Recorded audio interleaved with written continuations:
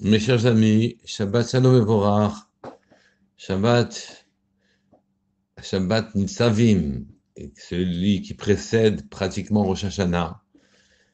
Aujourd'hui, dans cette paracha, il y a un magnifique passouk que tout le monde connaît, qui commence comme ça, qui est mitzvah hazot, asher anochi mesave cha hayom, lo niflet hi mimecha velo richukai. Cette mitzvah, cette loi que je t'ordonne aujourd'hui, elle n'est pas cachée de toi. Elle n'est pas éloignée. Le passage continue. Lo bashamayim, elle n'est pas dans les cieux. L'Omar qui qui va aller nous la chercher dans les cieux là-bas. Qui nous la ramènerait. Velo mever la yam, elle n'est pas non plus au-delà des mers. Le mort, pour que tu dises, mi avor lanou. El hever ayam de l'autre côté, el hever ayam, pardon, de l'autre côté, vikacheha lanou, vishme'inu ota, et qui nous la prennent. ונעשינה qu'on puisse appliquer כי קרוב אליך הדבר מאוד, בפיך ובלבך לעשותו.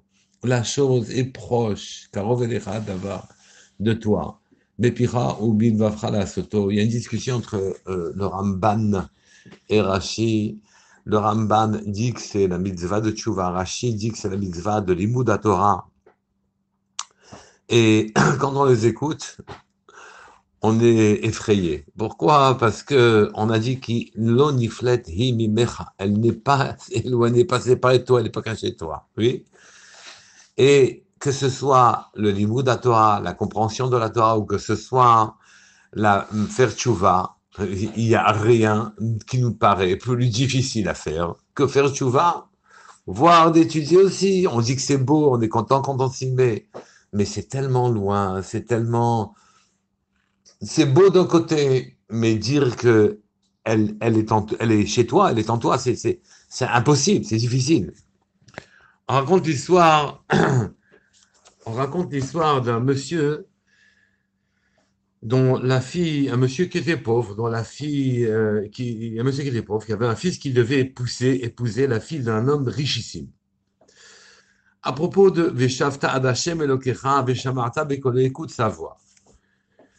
Donc cet homme, la fille d'un homme richissime devait se marier donc avec un jeune homme simple d'un village proche. Il s'était mis d'accord. Les seules obligations du papa, qui était pauvre, c'était d'habiller correctement sa famille de manière à ne pas faire honte aux mechoutanim et aux mariés. Donc la veille du mariage, ils ont voyagé jusqu'à la ville de la Kala et ils sont arrivés en grande pompe à l'auberge. Ils se sont installés. Oui. Le lendemain, naturellement, les Mechoutanim, les parents de la Kala sont venus les chercher et ils les ont trouvés atterrés. Oui. Ils leur ont demandé, mais qu'est-ce qui se passe? Ils ont dit, écoutez, des voleurs sont venus la nuit et ont volé tous nos habits.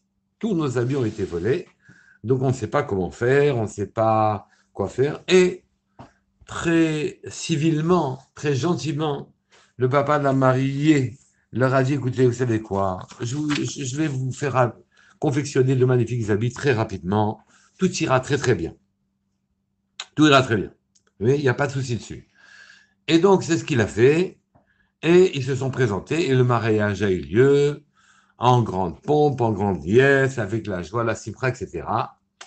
Mais un invité a vu que le papa du marié se sentait mal.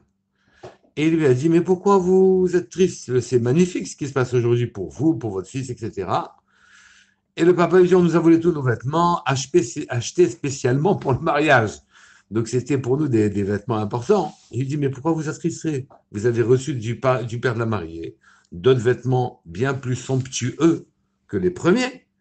Et le papa qui répond, oui, qu'ai-je besoin de ces faveurs-là? J'aurais préféré finalement garder mes habits, oui. Et le monsieur lui répond, ne soyez pas ridicule, ne soyez pas ridicule.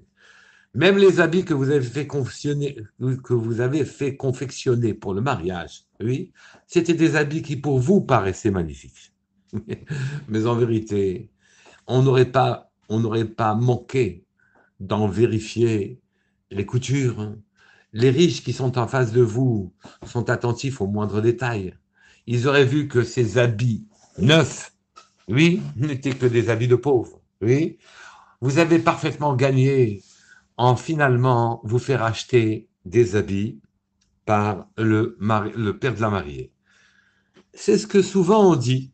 On dit que là où se tient quelqu'un qui a fait Teshuvah, un Talmid Chacham ne peut pas se tenir, oui. Et on demande, mais pourquoi un Talmid Chacham, il a fait toute sa vie, il a fait du bien. Oui, et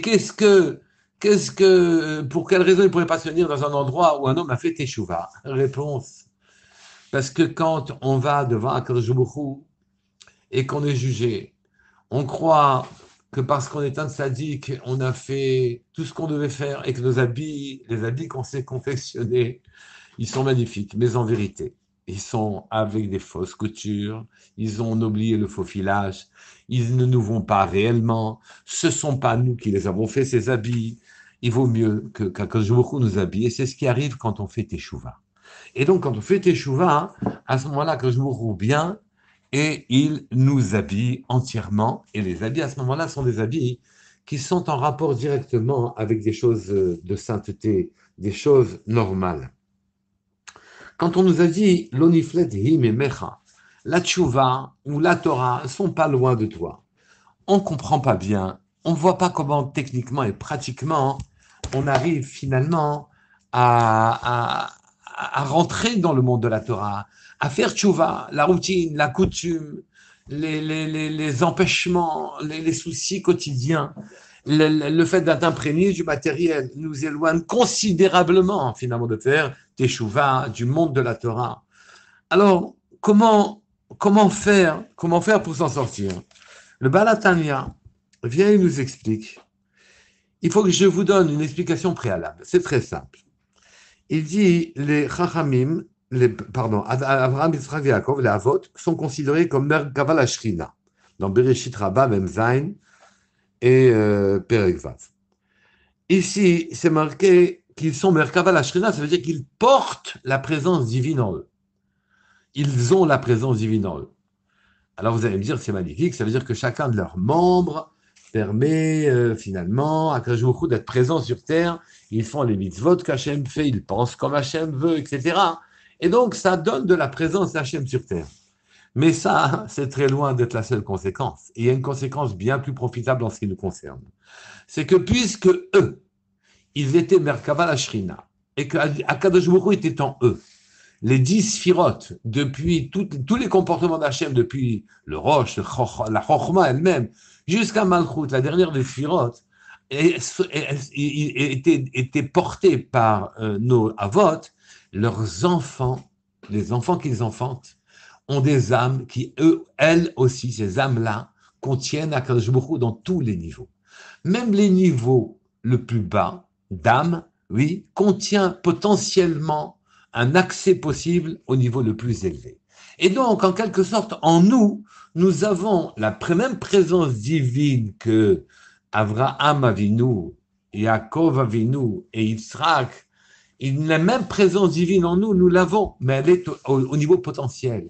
Nous sommes avalés par la matérialité. Et cette matérialité-là nous empêche de profiter et d'amener à l'éclosion notre propre profondeur, de pouvoir exprimer. Sachez que quel que soit le niveau de notre âme, même si nous avions l'âme la plus basse, Malchut, des Asiya, la plus basse, que notre âme contienne cette lumière la plus basse, puisque Akadosh est un, et qu'il contient toutes les lumières, nous avons une potentialité de devenir un Chacham. Quand on vous dit que la Torah est marquimat petit, qu'elle rend intelligent même l'imbécile, c'est que celui qui est né sans pouvoir profiter de sa compréhension, en quelque sorte, oui, si jamais il étudie la Torah, il verra s'éveiller et s'allumer en lui toutes les lumières, depuis Malchut, qui est la plus basse, jusqu'à Chochma, qui est la plus élevée. Il la verra s'allumer et s'agrandir. Shabbat Shalom Mevorach, Kol Tov.